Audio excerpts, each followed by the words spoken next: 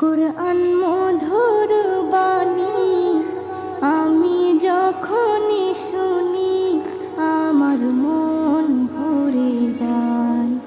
কুরআন মধুর বাণী আমি যখনই শুনি আমার মন ভরে যায়।